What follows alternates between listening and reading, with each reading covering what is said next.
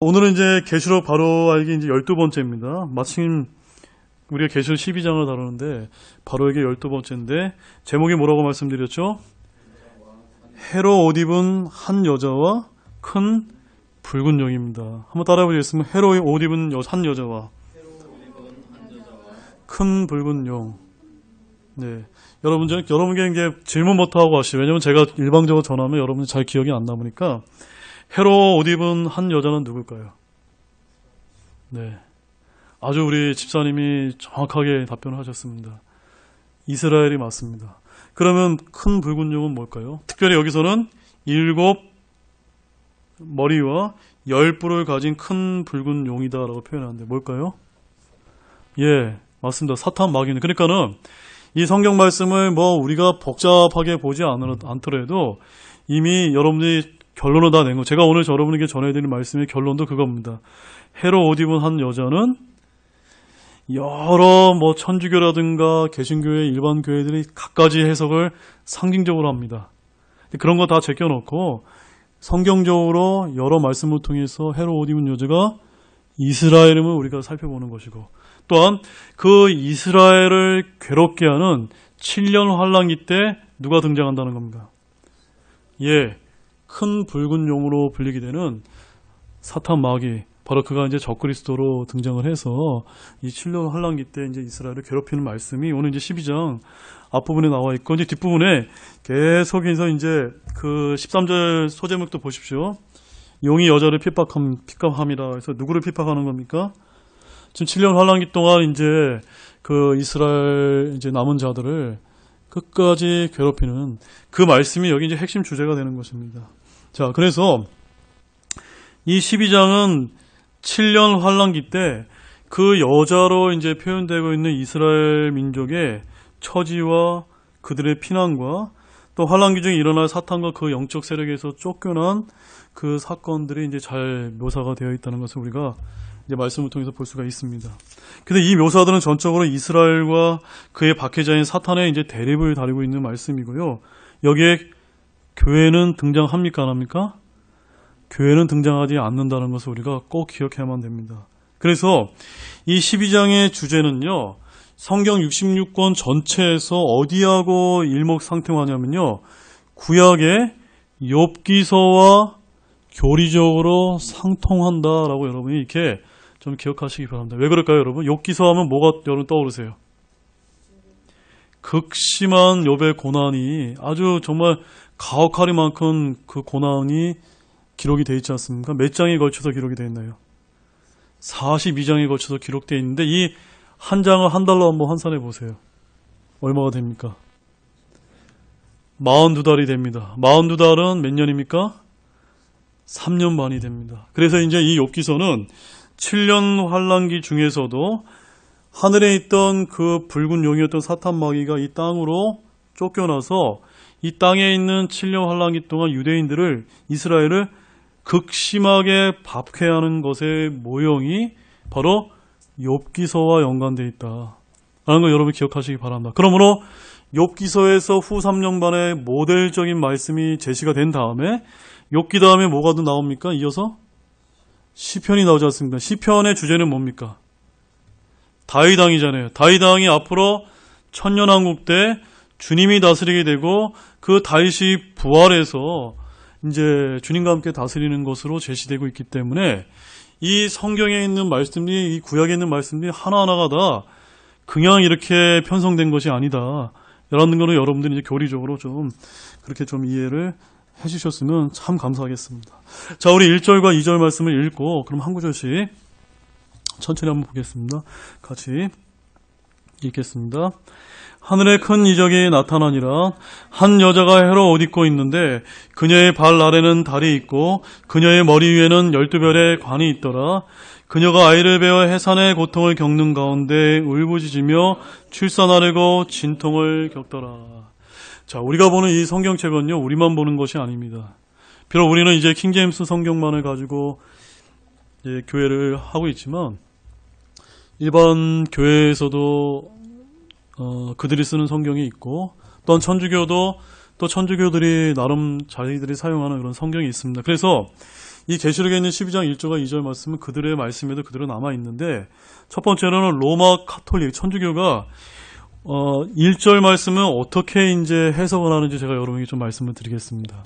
천주교는요, 이 1절 말씀에 나와 있는 이 헤로 옷 입은 이 한 여자를 성모 마리아 숭배 교리로 이제 이해하고 있습니다. 그래서 이 여자를 예수님의 모친 마리아라고 그렇게 생각하고 가르치고 있습니다. 그들이 왜 그렇게 얘기를 하냐면요, 카톨릭은 이 요한계시록 12장 1절 말씀과 또 예레미야서 7장 18절과 그 다음 19장 25절 말씀에 하늘의 여왕이라는 그런 말씀이 있거든요. 그래서 이 말씀을 근거로 해서 바로 성모 마리아를 하늘의 여왕으로 부르는 그 근거줄 구절로 지금 천주교는 삼고 있습니다. 바로 전형적인 카톨릭적인 해석을 여기서 보여주고 있는데, 예수 그리스도의 모친 마리아는 헤로 옷 입고 달을 밟고 섰거나 12별이 있는 왕관을 쓰고 하늘에 있습니까, 없습니까?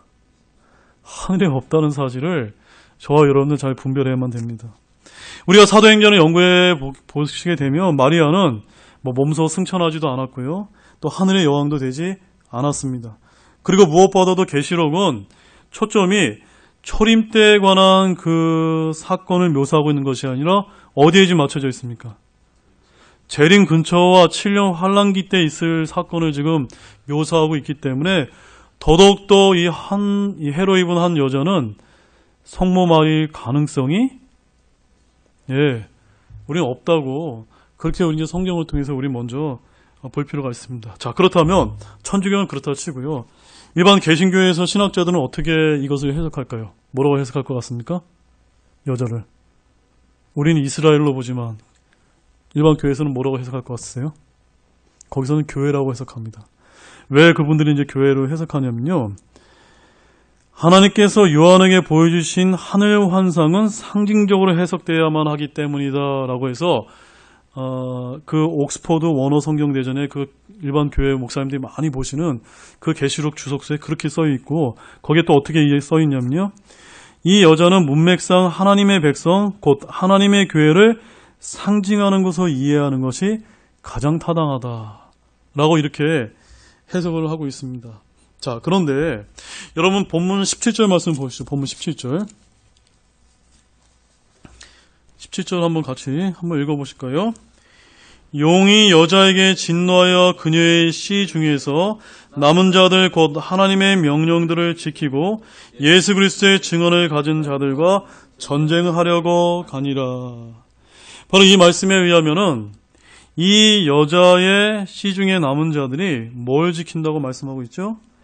하나님의 명령을 지킨다라고 얘기하고 있기 때문에 여기에 언급된 이 한 여자를 우리가 교회로 해석한다는 것은 대단히 이제 모순에 빠질 수밖에 없다는 것입니다. 물론 우리가 이제 성경을 전혀 이런 것에 따져보지 않고 덮어버리고 그냥 어떤 교단의 신조를 우리가 따르게 되면 교회를 여자로 이제 우리가 해석할지 모릅니다. 그러나 성경을 보게 되면 교회는 고린도후서 11장 2절 말씀에 보면 교회를 뭐라고 사도 바울이 언급하고 있죠? 순결한 한 처녀다라고 우리는 그렇게 이제 이해하고 있습니다. 그렇기 때문에 여기 나와 있는 이 한 여자는 교회입니까? 아닙니까? 교회가 아닙니다. 바로 마태복음에 또한 하늘의 왕국에 관한 비유들에서 반죽에 누룩을 넣은 여자는 천주교의 예표이자 신약교회가 아닙니다. 계시록에서 7 언덕 위에 앉은 큰 종교 창녀 바빌론은 짐승을 탄 그 여자는 신약교회가 아니라는 말씀입니다. 교회는 여자가 아니지만 또한 카톨릭에서 얘기하는 것처럼 또 성모 마리아도 아닙니다. 그래서 이 말씀은 구약에서 하나님의 아내라고 불렸던 이스라엘이라는 걸 우리가 성경을 통해서 좀 이해할 필요가 있습니다. 그 말씀 두 구절만 한번 찾아보겠습니다. 이사야서 54장 5절 말씀입니다. 진짜 하나님께서 이 아내를 갖다가 하나님의 아내를 이스라엘로 불렀는지 그 말씀 두 구절만 찾아보겠습니다. 이사야서 54장 5절 말씀 같이 읽겠습니다. 너를 만드신 이는 내 남편이니 만군의 주가 그의 이름이니라. 그는 내 구속자여 이스라엘의 거룩자니 그는 온 땅의 하나님이라 불리리라. 자, 남편은 누구고 아내는 누굽니까? 남편은 하나님이요, 아내는 구속자의 아내였던 이스라엘을 지금 여기서 이야기하고 있기 때문에 구약에서 하나님의 아내는 이스라엘이다 라고 이렇게 이야기합니다. 저와 여러분같이 이 교회는 뭐라고 불립니까? 신약에서 순결한 한 처녀이자 어린 양의 신부라고 요한계시록 19장에서 이제 또 그렇게 기록을 하고 있습니다. 자, 그러면 예레미야서 3장 14절 말씀 한 구절만 더 보시죠. 한 구절만 가지고는 또 부족하기 때문에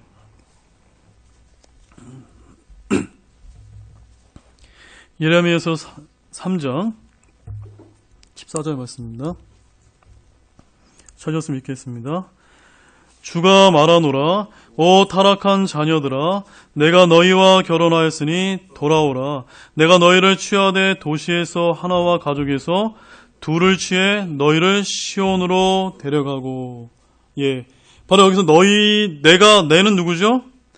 하나님이시고 타락한 자녀인 그 이스라엘과 결혼했다라고 이렇게 이제 다시 돌아오라라고 이렇게 이야기를 하고 있습니다. 그러므로 이런 말씀에 의해서 하나님의 아내는 성경에 따르면은 이스라엘임을 우리가 알 수 있기 때문에 오늘 우리가 읽어봤던 계시록 12장에 헤로 옷 입은 한 여자는 우리가 첫 번째 누구인 줄을 우리가 기억해야 됩니까? 이스라엘이 될 수 있다는 것을 봐야 됩니다. 자, 그러면 왜 이 여자가 이스라엘일까요? 자, 그 말씀을 더 자세하게 나타내는 말씀이 창세기 37장 9절에서 10절 말씀에 있습니다. 창세기 37장 9절 10절 말씀. 여러분이 이제 저와 함께 이제 성경을 한 말씀을 이제 추적을 해가다 보면은 이 성경에 있는 말씀이 그냥 기록된 말씀이 아니구나 라는 걸 깨달을 수 있는데 잘 보시기 바랍니다. 창세기 37장 9절 10절 우리 같이 읽겠습니다. 그가 또 다른 꿈을 꾸고 그 꿈을 자기 형들에게 고하여 이르되 보소서 내가 또 꿈을 꾼즉 보소서 해와 달과 11별이 내게 경의를 표하더이다 하니라. 그가 그 꿈을 자기 아버지와 형들에게 고하매 그의 아버지가 그를 꾸짖고 그에게 이르되 내가 꾼 이 꿈이 도대체 무엇이냐? 나와 내 어머니와 내 형제들이 참으로 가서 땅에 엎드려 내게 절하겠느냐 하니라. 여러분, 이 말씀에서 누가 한 말입니까? 이 말은? 지금 야곱이 어떤 꿈을 꾸었고 그 꿈에 대한 것을 지금 알려주고 계신 겁니다. 그런데 여기 잘 보세요. 뭐가 등장합니까? 해와 달과 11별이 내게 경의를 표하다이다 라고 얘기하면서 지금 여기 야곱이 뭐라고 얘기합니까? 나와 내 어머니와 내 형제들이 가서 땅에 엎드려 내게 절하겠느냐. 그러니까 해는 뭡니까? 야곱이 다른 이름이 뭐죠? 이스라엘입니다. 그 다음에 여기 달은요, 어머니 라헬을, 요셉의 어머니 라헬을 얘기합니다. 그 다음에 11별은요, 요셉의 그 형제들 중 11명의 형제들을 이야기합니다. 그런데 요거 손에다 껴놓으시고 요한계시록 12장 가면 다시 한번 가보세요.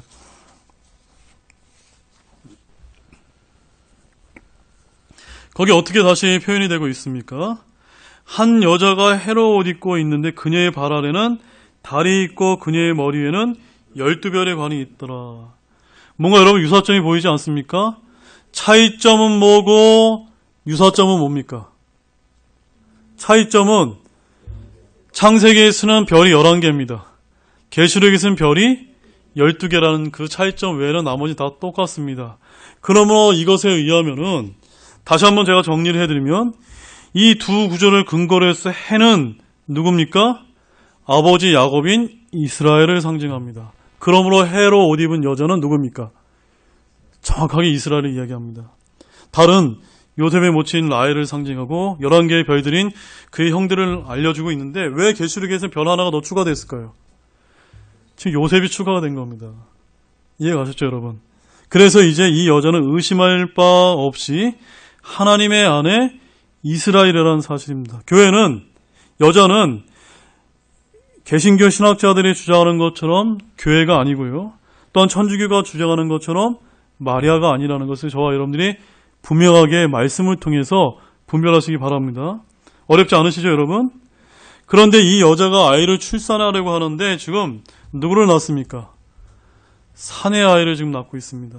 그래서 이제 1차적으로는 예수 그리스도의 적용이 가능한 것처럼 이제 보여집니다.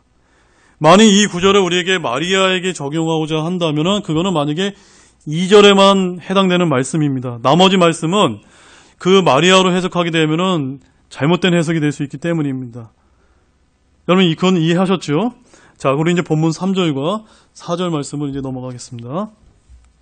같이 읽겠습니다. 하늘에 또 다른 이적이 나타나리라. 보라, 7머리와 10뿔을 가진 큰 붉은 용이 있는데 그의 머리들 위에 7개의 관이 있으며 그의 꼬리가 하늘의 별들 중 3분의 1을 끌어다가 땅에 내 던지더라. 용이 막 해산하려고 하는 그 여자 앞에 서서 그녀의 아이가 태어나면 곧 그 아이를 삼키고자 하더라. 자, 오늘 여기서 굉장히 흥미로운 말씀이 나오니까 여러분 정말 잘 들으시기 바랍니다. 여기 3절에 7머리와 10뿔을 가진 큰 붉은 용은 누구라고 제가 말씀드렸죠? 사탄 마귀라고 이제 말씀을 드렸는데요. 이 용이라고 하는 표현은 계시록에서 흥미롭게도 몇 번 등장하는지 아십니까? 여러분 몇 번 등장할 것 같으세요? 한번 맞춰보십시오. 아닙니다. 총 13번 등장합니다. 네. 뭔가 좀 연관이 있는 것 같지 않습니까? 13 그러면 여러분 성경에서는 항상 뭐라고 생각하시면 되냐면 굉장히 불길한 그런 숫자라는 것을 여러분이 좀 이해할 필요가 있습니다. 그래서 요한계시록 12장 3절, 4절, 7절에 2번 등장하고요. 9절, 13절, 16절, 17절, 그 다음 13장 2절, 4절, 11절, 16장 13절, 20장 2절에서 이렇게 용이 총 13번 이제 언급되고 있습니다. 그런데 여기서 붉은색은 뭘 상징하냐면 피를 상징하며 죄를 상징하고 있습니다. 그리고 용은 본문 9절에서 이제 그 이름이 밝혀지는데 한번 9절 한번 읽어보실까요? 같이 읽겠습니다. 그 큰 용, 즉 저 옛뱀, 곧 마귀라고도 하고 사탄이고도 하며 온 세상을 속이는 자가 내쫓기더라. 그가 땅으로 내쫓기시니 그의 천사들도 그와 함께 내쫓기니라. 여기서 이 용이 어떤 이름, 다른 이름으로 불려지고 있습니까? 마귀요, 사탄이요, 옛뱀. 옛뱀은 어디입니까? 옛날 창세기 3장에서 우리 이브를 유혹했던 그 옛뱀을 여기서 이야기하고 있습니다.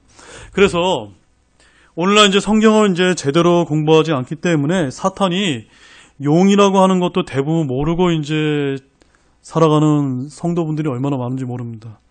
그들은 이제 영화와 게임 속에 나와 있는 용들만 알기 때문에 용이 마치 상징의 산물인 것처럼 생각하지만 용은 실존합니까 안 합니까? 실존하는 그런 존재라는 것은 우리는 그것을 믿어야만 됩니다. 물론 용은 이제 계시록에만 등장하지는 않지만요. 용의 이름을 따라 사탄이라고 적시한 구절은 여기에 분명히 나와 있기 때문에 성경을 믿지 않고 과학과 철학을 따르는 신학자들은 계시록을 더 이상 믿으려 하지 않고 상징적이고 묵시문학이라고 이제 덮어보려고 하는 이유가 어디 있다는 것을 우리가 또한 잘 이제 분별하시기 바랍니다. 자, 원래 사탄의 이름이 뭡니까? 루시퍼라고 기록되어 있습니다. 자, 우리 요한계시록 28장 한번 가보시죠. 요한계시록 에스겔서 28장.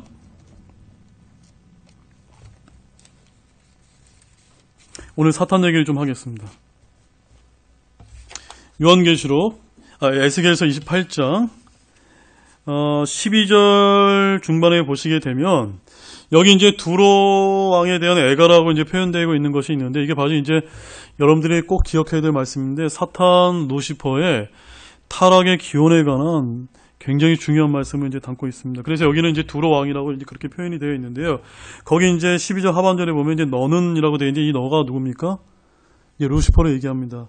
거기 한번 읽어보실 거예요. 시작. 너는 지혜가 충만하여 아름다움이 완전하여 모든 것을 봉인하는 자로다. 13절도 읽어보시겠습니다. 내가 하나님의 동산 에덴에 있었는데 모든 보석 곧 홍보석과 황옥과 다이아몬드와 녹주석과 줄마나와 벽옥과 사파이어와 에메랄드와 석류석과 금이 너를 덮었고 내가 창조된 날에 내 안에서 내 작은 복과 내 피리의 작품이 예비되었도다. 여기 나와 있는 이 하나님의 동산 에덴은요, 창세기에 나와 있는 그 땅에 있는 에덴 동산이 아니라 저 셋째 하늘에 있는 하나님의 동산에도 에덴이라는 동산이 성경에 언급이 되고 있어요. 그 동산을 얘기하는 겁니다. 거기에 지금 누가 있었습니까? 루시퍼가 있었는데 그가 아주 완전하고 너무나 아름답게 창조가 되어 있어서 아주 완전했습니다. 보석들로 가득 차 있었습니다. 그리고 그는 어떠한 존재입니까? 창조된 존재였습니다. 우리가 이것을 알아야 합니다. 그는 신이 아닙니다. 그분을 창조한 그 존재를 창조한 분이 계십니다. 누구시죠? 하나님이십니다. 그런데 14절 말씀 보세요. 같이 읽겠습니다. 너는 기름 부음을 받은 덮는 그룹이라. 거기까지만 읽어보시죠. 이 루시퍼는 그가 어떠한 존재임을 성경에서 아주 정확하게 표현하고 있습니다. 많은 교회에서 여러분들이 그런 말씀 많이 들어보시죠. 사탄 마귀는 원래 타락한 천사장이었다. 타락한 천사다. 이런 얘기 여러분 들어보셨습니까? 맞습니까? 틀립니까? 틀린 말입니다. 천사와 그룹은 다른 성격의 영적 존재입니다. 그래서 우리가 그룹이라고 하게 되면 좀 이해가 안 가는데 여러분 14절 말씀 영어로 한번 보세요. Thou art the anointed cherub that covered 라고 되어 있습니다. 캐룹. 예, 영어로는 캐룹이라고 하는데 캐룹이라고 하는 영적 존재가 따로 있고 또한 이사야서 6장에 보면은 세랍이라고 하는 또한 영적 존재가 따로 있습니다. 그 다음에 또 어떤 존재가 있죠? 천사들이라고는 하나님의 군대가 있어서 영적 존재는 크게 한 세 종류가 있습니다. 그래서 제가 다시 말씀을 드릴게요. 여러분 청와대 한번 가보십시오. 청와대 가보게 되면은 청와대 구성이 어떻게 되어 있냐면요. 이 대통령을 보좌하는 청와대 비서실이 있죠. 이 비서실은 이사야서의 세랍이라고 보시면 됩니다. 일종의 제가 이제 비유를 드리자면 그 다음에 이 그룹들의 역할은 뭐하고 비슷할까요? 청와대로 말하면요. 그 대통령을 경호하는 경호실이라고 보시면 됩니다. 그 경호실의 경호실장이 누굽니까? 이 기름 부음을 받은 덮는 그룹. 이 루시퍼가 이제 그런 역할을 하는 겁니다. 그래서 성경이 이제 에스겔서 앞부분에 가게 되면 이제 이 하나님 주위에는 4개의 그룹이 이렇게 호위를 하고 있거든요. 그런데 여기 이 루시퍼는 어디에 있습니까? 하나님의 머리 위에 덮는. 여러분 우리 자동차 쓸 때 카바 씌우죠? 카버스. 예. 카버 씌우는 5번째 그룹으로서 기름 부음을 받았던 하나의 그리스도와 같은 존재였습니다. 그러니까 이 영적 존재 중에서 하나님의 지근 자리에서 가장 가깝게 있었고 가장 완전했었고 가장 지혜로웠었는데 그가 17절 말씀 보세요. 한번 읽겠습니다. 내 아름다움으로 인하여 내 마음이 높아졌으며 내 강체로 인하여 내가 내 지혜를 부패시켰은즉 내가 너를 땅에 던지고 왕들 앞에 두어 그들이 너를 바라보게 하리라. 여기에는요. 이 사탄 마귀 루시퍼가 타락하기 전의 기록과 앞으로 요한계시록 12장에서 지금 용으로 표현되고 있는 이 사탄 마귀가 땅으로 쫓겨나죠. 그 인류사 7천년에 관한 말씀이 여기 다 담겨 있습니다. 6천년에 관한 말씀이. 그렇죠, 여러분. 어떻게 그가 교만해서 불법을 저지르게 됐습니까? 마음이 스스로 자신의 아름다움을 위해서 스스로 교만해서 죄가 시작되었다라고 해서 여기 타락과 죄의 시작이 사탄 마귀임을 여기서 이제 정확하게 보여주고 있습니다. 자, 그 다음에 여러분 이사야서 27장 1절 말씀 한번 보세요. 이사야서 27장 1절 말씀. 오늘 사탄에 관한 말씀들을 좀 자세하게 한번 좀 살펴보겠습니다. 이사야서 27장 1절. 다 찾으셨습니까? 자, 같이 읽겠습니다. 시작. 그날에 주께서 자신의 매섭고 크고 강한 칼로 꿰뚫는 뱀 리워야단 곧 저 구부러진 뱀 리워야단을 벌하시며 바다에 있는 용을 죽이시리라. 자, 이제 여러분들이 이제 이 말씀을 읽으면서 이 해석할 수 있는 눈이 열리셔야만 됩니다. 여기 보면 뱀 리워야단이 뭐라고 표현되어 있습니까? 구부러진 뱀이다라고 표현되어 있으면 이 구부러진 뱀은 누구를 가리킵니까? 그 옛뱀을 가리키는 겁니다. 그리고 이 옛뱀이자 이 리워야단은 또 뭐라고 표현되고 있죠? 바다에 있는 용이다라고 표현되어 있기 때문에 이 바다는 어디입니까? 지금 여기 우리 이 땅에 이 지구에 있는 바다입니까?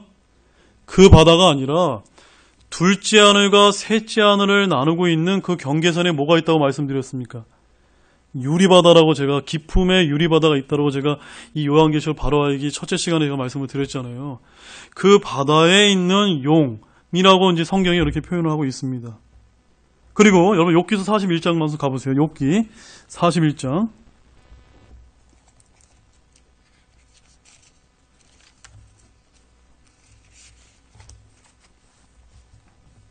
욥기 41장 1절 말씀 한번 보십시오. 같이 읽으실까요? 내가 낚싯바늘로 리워야단을 끌어낼 수 있겠느냐? 혹은 내가 늘어뜨리는 줄로 그의 혀를 끌어낼 수 있겠느냐? 여기에 뭐가 등장합니까? 또 리워야단이 됩니다. 누굽니까? 우린 바로 사탄 마귀임을 우리는 이제 단번에 이제 알아볼 수 있어야 합니다. 그가 어떻게 타락한 모습을 지니게 됐는지 19절 말씀부터 21절 말씀이 자세하게 표현되고 있는데 한번 같이 읽어보겠습니다. 시작. 그의 입에서는 타는 등불들이 나오고 불꽃들이 튀어나오며 그의 콧구멍에서 끓는 솥이나 가마솥에서 나오는 것 같이 연기가 나오는도다. 그의 숨은 숯을 피우고 그의 입에서는 불꽃이 나오며. 뭘 닮았습니까, 여러분? 용이 닮았는데 또한 이 모습이 오늘날 사람들의 모습에서 많이 발견되지 않습니까? 담배 필 때 코에서 막 연기 나오죠? 입에서 많이 나오죠? 성경에서 담배에 관한 얘기는 나오지 않습니다. 그런데 성경에서 담배가 누구의 모습과 유사한지는 이 욥기서 41절 말씀이 아주 자세하게 묘사가 되어 있습니다. 우리의 건강을 해칠 뿐만이 아니라 마치 용의 모습과 매우 닮아 있습니다. 33절과 34절 말씀 보십시오. 33절과 43절 같이 읽겠습니다. 땅에 있는 그처럼 생긴 것이 없나니 그는 두려움 없는 존재로 만들어졌느니라. 그는 모든 높은 것을 바라보는 자여 모든 교만한 자들을 다스리는 왕이니라 하시니라. 이 사탄 마귀는 모든 교만한 자들을 다스리는 뭡니까? 왕이다. 그렇기 때문에 이 존재는 두말할 나위 없이 의심할 여지 없이 사탄 마귀임을 우리가 정확하게 우리가 이해할 수가 있었습니다. 자, 이제 오늘날 진화론과 현대 과학에 미혹된 분들은요, 더 이상 이러한 초자연적인 존재를 믿으려 하지 않습니다. 하지만 성경을 살펴보게 되면 요는 실존하며 그가 있는 바다는 대서양이 아니라 셋째 하늘로 가는 길목에 있는 저 우주적인 바다인 유리바다임을 우리가 알 수가 있습니다. 그래서 사탄은 이제부터 잘 들어오시기 바랍니다. 사탄은 아담이 타락한 이후로 둘째 하늘 아래에 있는 세상을 지배해 왔지만 예수 그리스도께서 십자가의 사건 이후에 그의 지배 범위는 어디까지 축소된 것으로 우리가 유추해 볼 수가 있습니다. 어디까지 여러분 축소됐을 것 같습니까? 자, 에베소서 2장 2절 말씀 한번 보겠습니다. 에베소 2장 2절 말씀.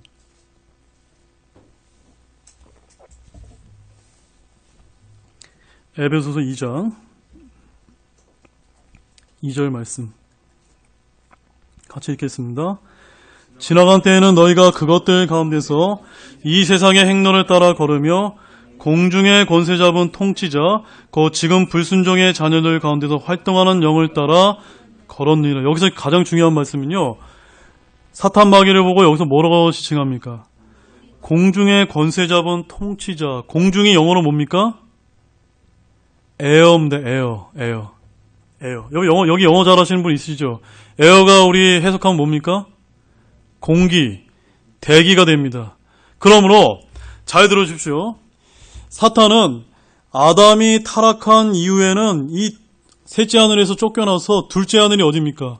우주 공간을 포함한 이 땅까지 모든 것이 자기의 지배권에 있었지만 예수님께서 이 땅에 오셔서 십자가에 돌아가신 이후에는 그 둘째 하늘에 관한 지배권을 뺏기고 아마도 이 에베소서 2장 2절 말씀에 근거해서 지구 대기권인 공기가 있는 존재까지 그의 이 지배 범위가 축소된 것으로 이렇게 보여집니다. 그래서 사탄은 그렇지만 여러분 여기서 기억할 것은 비록 그의 지배 권한은 축소된 것 같지만 사탄은 둘째 하늘과 하늘 위의 물 사이를 아직도 여전히 영적인 존재이기 때문에 여전히 돌아다닐 수 있는 그런 능력은 갖고 있지만 뭐는 못한다는 겁니까? 지배는 하지 못한다. 저는 이제 개인적으로 그렇게 믿고 있습니다. 그러나 이 존재가 오늘 본문 말씀에 보면 어떻게 됩니까? 요한계시록 12장 한번 가보십시오. 요한계시록 12장 7절 말씀에 보면 이렇게 되어 있죠. 하늘에 전쟁이 있더라. 미가엘과 그의 천사들이 용과 싸움에 용과 그의 천사들도 싸우나. 이제 8절 말씀 한번 읽어보시죠. 시작. 이기지 못하고 또 하늘에서 자기들의 처소를 더 이상 찾지 못하더라. 그 다음에 10절 하반절의 말씀을 보면 우리 형제들을 고소하는 자고 우리 하나님 앞에서 밤낮으로 그들을 고소하던 자가 쫓겨났더라. 13절 말씀 보십시오. 시작. 어디까지 쫓겨납니까? 용이 자기가 땅으로 내쫓긴 것을 보고 사내 아이를 낳는 그 여자를 핍박하더라. 잘 저를 한번 봐주십시오. 원래 용이 어디 있었습니까? 이 사탄 루시퍼가 어디 있었죠? 셋째 하늘에 하나님의 동산에 하나님과 함께 있었습니다. 그가 타락해서 둘째 하늘까지 쫓겨났습니다. 그 다음에는 대기권까지 쫓겨났습니다. 요한계시록 이 후 3년 반에 시작될 때는 어디까지 쫓겨납니까? 마지막에 이 땅까지 쫓겨나와서 이 땅에 하나님의 아내라고 불렸던 이 7년 환란기 동안 이 이스라엘을 극심하게 이제 핍박하는 그런 말씀들 여기 아주 자세하게 이제 표현이 되고 있습니다. 자, 이해가셨죠? 자, 그런데 여러분 계시록 2장 오늘 제일 중요한 말씀 요한계시록 12장 3절 말씀 한번 보시면 거기에 이 붉은 용이 뭐라고 표현되어 있습니까? 7 머리와 10뿔을 가진 존재다라고 표현되어 있습니다. 제가 10뿔에 대해서는 예전에 다니엘서 말씀을 통해서 앞으로 마지막 적그리스도의 왕국은 10왕국 중에서 하나의 적그리스도가 딱 등장한다로 전에 한번 여러분 말씀을 전해드린 기억나십니까? 10뿔에 관한 말씀은 제가 오늘 제껴놓고 오늘은 7머리에 관한 것을 한번 살펴보자 합니다. 먼저 결론부터 말씀드리면 7머리니까 이 사탄은 몇 가지 머리로 존재해왔다는 겁니까? 총 7개의 머리로 존재하는 첫째 머리는 어디냐면요. 여러분 창세기 10장 한번 가보시죠. 창세기 10장 8절에서 10절 말씀입니다. 지금부터 보는 말씀이 굉장히 중요한 말씀입니다. 창세기 10장 8절에 10절 같이 함께 읽겠습니다. 구스가 니므롯을 낳았는데 그가 땅에서 강력한 자가 되기 시작하였더라. 그가 주 앞에서 강한 사냥꾼이었으므로 사람들이 이르기를 아무개는 주 앞에서 강한 사냥꾼인 니므롯 같도다 하느니라. 그의 왕국의 시작은 시날 땅에 있는 바벨과 에렉과 아깝과 갈레였으며. 자, 여기 누가 등장합니까? 니므롯이 등장하는데 그 니므롯 때문에 뭐가 시작됐냐면요. 고대 그 유명했던 바빌론 왕국이 이제 시작이 되었습니다. 그런데요, 이 니므롯은 누구의 아들이라고 기록되어 있습니까? 8절 말씀에 보면 구스가 구스의 아들이다라고 되어 있는데, 여러분 이 구스라는 말은요 원래 히브리어로 잘 기억하십시오. 탔다, 열을 뜻한다고 합니다. 탄이나 열을 뜻하는데 이 탔고 뭔가 열을 뜻하는 이 구스가 바로 이 니므롯이라는 그 아들을 낳았는데, 이 구스라는 뜻은 또한 다른 뜻으로 검다, 블랙 파워, 블랙 무슬림, 블랙 매직 등에 쓰인 의미와 같은 의미를 갖고 있다고 합니다. 그래서 이 구스는 다시 한번 말씀드려서 함의 아들 구스는 흑인이었음을 우리에게 가리키는 말씀이라는 말씀입니다. 바로 이 니므롯은 아프리카의 흑인인 구스의 아들로서 더 정확하게 하면 에티오피아 사람이다라고 한 것을 우리가 어렴풋하게 이제 알 수가 있다는 말씀입니다. 자, 그래서 이제 이 첫 번째 사탄이 세상을 지배하려고 사용한 머리는 누구라는 겁니까?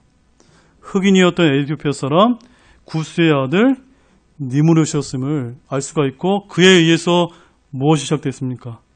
바로 바벨탑이 세워지고 나중에 이제 언어가 갈라지는 그런 이제 역사들이 이제 일어나게 되죠. 자, 그 다음에 여러분 이제 두 번째 머리는 누굴까요, 여러분? 맞춰보십시오. 두 번째 머리는 에스겔서 29장 3절 말씀 보십시오. 에스겔서 29장 3절.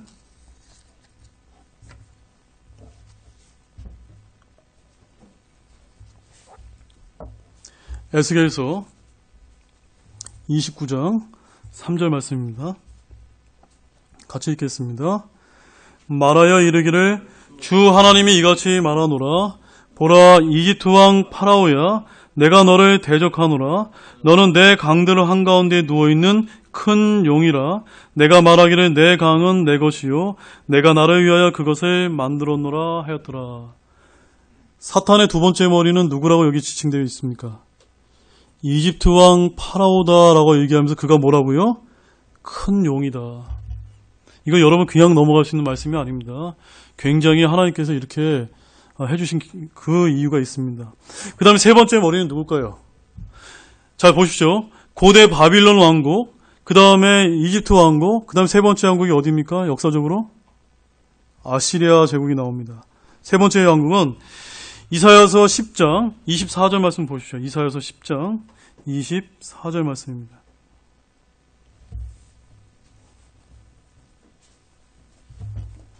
이사야서 10장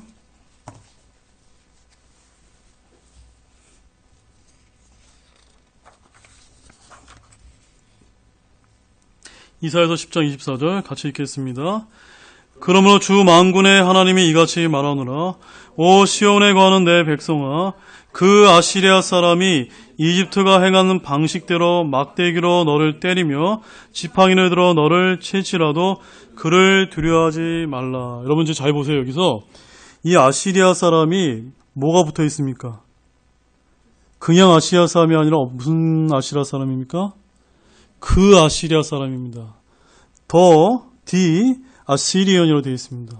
이 아시리아, 그 아시리아 사람은 이사야서 14장 25절 말씀에서도 곧 내가 그 아시리아 사람은 내 땅에서 쳐부수며 내 산들 위에서 그를 발밑에서 밟으리라고 해서 성경에 굉장히 많이 등장하는 인물인데, 이 사람은 아시리아의 왕국의 왕이었던 사네립을 뜻합니다. 그래서 이 아시리아 왕 사네립이 환란기 때 마치 적그리스도가 하는 것처럼 유대인들을 몰살시키기 위해서 예루살렘으로 쳐들어왔던 그 사네립처럼 나중에 적그리스도 환란기 때 예루살렘에 이제 쳐들어오는 것을 지금 이제 묘사해주는 그 인물로서 사탄의 세 번째 머리입니다. 네 번째 머리는 누굴까요? 네 번째 머리는 예레미야서 50장 17절에 18절 말씀 보십시오. 예레미야서 50장 17절에서 18절 말씀입니다. 예레미야서 50장 17절 18절 말씀 찾으셨습니까? 같이 읽겠습니다. 이스라엘은 흩어진 양이라 사자들이 그를 쫓아내었도다. 처음에는 아시리아 왕이 그를 삼켰고 마지막에는 이 바빌론 왕 느부갓네살이 그의 뼈들을 꺾었도다. 그러므로 만군의 주 곧 이스라엘의 하나님이 이같이 말하노라. 보라, 내가 아시리아 왕을 벌한 것 같이 바빌론 왕과 그의 땅을 벌하리라. 네 번째 머리는 누굴까요? 바로 바빌론 왕국의 느부갓네살 왕임을 우리가 이제 알 수가 있는데, 잘 보십시오. 처음에는 아시리아 왕이 나왔고요.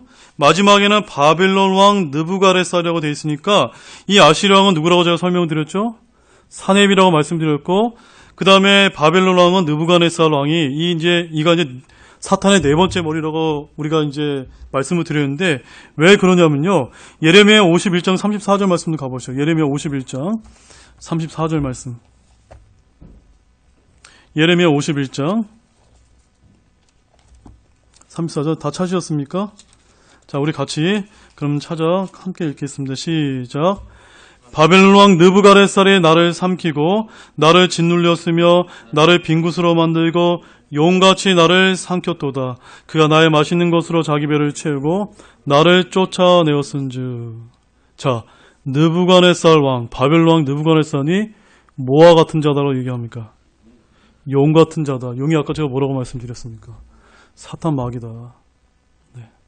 그러니까 여기 이제 이 왕과 세상 왕국을, 세상의 큰 제국을 다스렸던 이 왕이 용으로 이렇게 하나님께서 계속해서 표현하고 있다는 것은 이 요한계시록 12장의 7머리와 관련이 있다는 것을 굉장히 하나님께서 아주 정교하게 지금 우리에게 말씀을 전해주고 계신 것입니다. 자, 그러면 이제 다섯 번째 머리는 누굽니까? 다섯 번째 머리는요, 여러분 이제 전에 우리가 다니엘서를 강의하면서 우리 큰 신상에 관한 환상이 이제 다니엘서 2장에 이제 게시가 되어 있었지 않습니까? 그래서 처음에는 바벨론 제국이 머리였고, 그 다음에 뭐가 나왔습니까? 바로 이제 메데와 페르시아, 그 다음에 또 그리스 제국, 그 다음에 이제 로마 제국, 이렇게 이제 나머지 이제 그 제국이 연결되었던 것처럼 우리가 이제 네 가지 머리를 살펴봤죠. 남은 세 머리는요, 다니엘 2장에 나와 있는 메데와 페르시아 제국이 바로 이제 다섯 번째 머리입니다.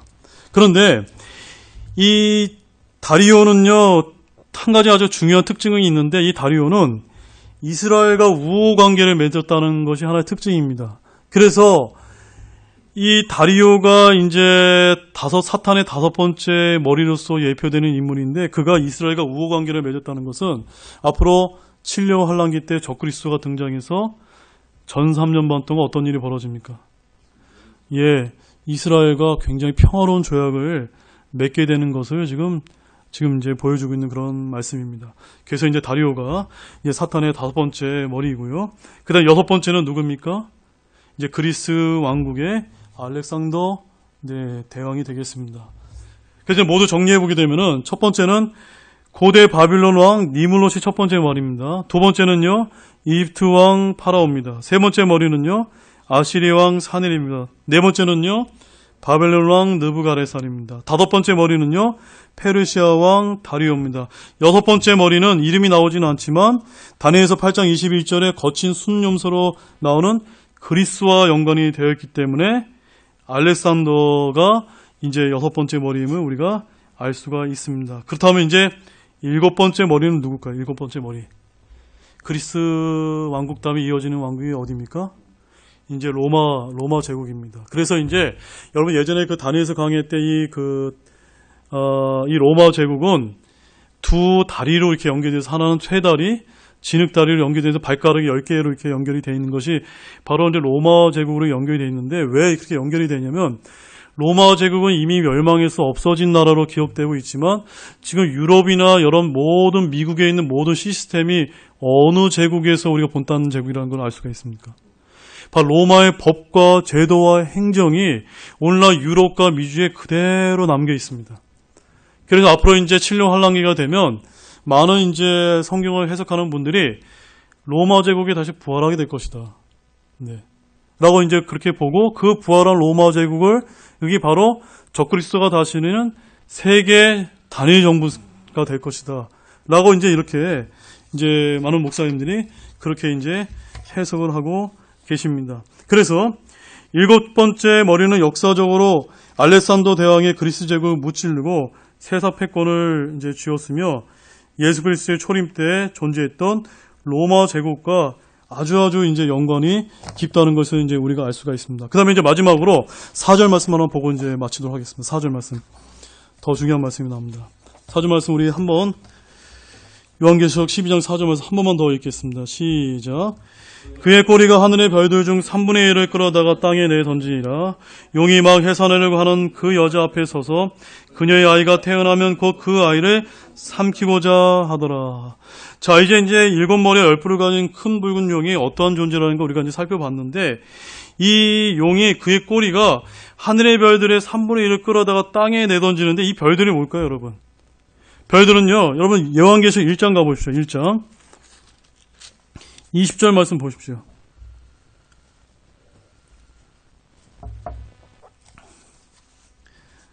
거기 보면 뭐라고 되어 있냐면요, 일곱 별은 일곱 교회의 천사들이요 라는 말씀을 우리가 볼 수가 있는 것처럼, 별이 뭐라는 겁니까? 천사다. 그래서 여기 계시록 12장 4절에 이 하늘의 별들의 3분의 1은 바로 루시퍼가 타락해서 큰 붉은 용이 되었던 그 사탄 마귀를 따라서 타락했던 그 천사들의 3분의 1가량이 마지막 7년 환란기 때 어디로 쫓겨나는 겁니까? 땅으로 땅으로 내던져지는 일이 있게 될 것이다 라고 성경은 이렇게 이야기하고 있습니다. 그런데 여러분 잘 보십시오. 이런 유사한 사건이 구약에서 한 번 더 있었습니다. 언제 있었을까요? 창세기 6장 1절에서 6절에서 하나님의 아들들이라고 불렸던 천사들이 어디에 내려왔습니까? 땅에 내려와서 사람의 딸들과 이제 결혼을 하면서 이 세상을 아주 무질서하게 이제 악한 세상으로 만들어서 결국은 하나님의 심판에 의해서 물심판은 노아의 대홍수 심판을 받게 되는 그런 참혹한 결과를 낳게 하지 않았습니까? 성경은 잘 기억하십시오. 성경은 마지막 7년 환란기 때도 노아의 날들과 같이 사탄의 타락한 천사들이 이 땅으로 쫓겨나면서 노아의 대홍수 때와 같은 유사한 사건이 7년 환란기 때 벌어지게 될 것이다. 라고 이렇게 지금 대언을 하고 있습니다. 여러분, 이것은 간단한 문제가 아닙니다. 7년 환란기 때 이러한 일이 반복된다는 거 한번 상상해 보십시오. 7년 환란기 전에 어떤 일이 벌어집니까? 예수님께서 공중재림하시게 되면 교회의 모든 사람들이 휴거되게 되면 이 땅이 어떻게 될까요? 수많은 사람들이 실종돼서 이 세상이 굉장히 혼란한 세상이 될 겁니다. 그때 저 하늘에서 외계에서 신들로 불리는 사람들과 같은 천사들이 내려와서 이 땅에서 나타난다고 생각해 보시죠. 그 실종돼서 슬퍼하고 공허에 빠진 수많은 사람들을 그냥 휘잡지 않겠습니까? 그래서 여러분 사도행전 14장 11절 말씀 마지막 말씀입니다. 사도행전 14장 11절 말씀.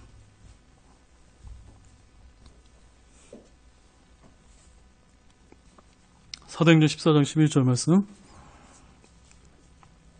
같이 읽겠습니다. 사람들이 바울이 행한 일을 보고 목소리를 높여 루가오니와 말로 이르되 신들이 사람들의 모양으로 우리에게 내려왔다 하며, 과거의 초대교회 시절에도 그 수많은 기적을 행했던 바울을 보고도 신들이 하늘에서 내려왔다고 이제 생각했을 정도인데, 앞으로 7년 환란기 때 이 사탄의 타락한 천사들이 이 땅에 던져졌을 때, 돌아오게 됐을 때 마치 외계에서 온 신인류처럼 행사할지 모른다는 것입니다. 사도행전 14장에서 사도 바울과 실라는 사람이었음에도 외계에서 온 신들로 경배받을 뻔했던 것처럼 그와 같은 똑같은 그런 일이 벌어지지 않으리라는 법이 없다는 말씀입니다. 타락한 천사들이 이 땅에 오게 되면은 그들은 날개를 달고 오지 않을 것이고 외계의 다른 별들에서 온 사람인 양 나타날지 모릅니다. 초자연적인 천사의 능력을 보여주어서 사람들로부터 찬사를 받고 금방 받아들이게 됩니다. 그리스도인의 환란전 휴거가 일어나서 수백만 수천만이 사라져버린 그 공황 상태에 세상을 손쉽게 접수하고 기적과 은사들을 행해서 하나의 종교인들의 큰 지지를 받게 될 것입니다. 문제는 그들이 거룩한 천사들이 아니라 어떠한 천사들이라는 겁니까? 타락한 반역한 사탄의 천사들이라는 그런 말씀입니다. 그래서 마지막 결론을 맺겠습니다. 여러분, 오늘날 이제 SF나 헐리우드 영화들을 보게 되면 주로 여러분 뭐가 많이 등장합니까? 외계에서 온 초자연적인 어떤 히어로들이나 초자연적인 존재들이 등장하고 세계적인 재난에 관한 영화들을 그 영웅들이 해결하는 그런 내용들이 무엇과 관련이 될 수 있기 때문입니까? 앞으로 7년 대환란이 큰 엄청난 이 땅에서 벌어질 재난이 있을 때 그 외계에서 온 신들로 불리는 그 타락한 전사들의 그 상황을 조금씩 우리들은 이제 세뇌시키기 위한 그런 방법으로 이 대중문화가 사용되고 있는 것은 아닌지 저와 여러분 조금 경계할 필요가 있다는 말씀입니다. 환란기와 무관해 보이지 않는다는 것을 여러분에게 마지막으로 말씀을 드리면서 오늘 계시록 12장 1절 4절 말씀을 마치도록 하겠습니다. 기도하시겠습니다.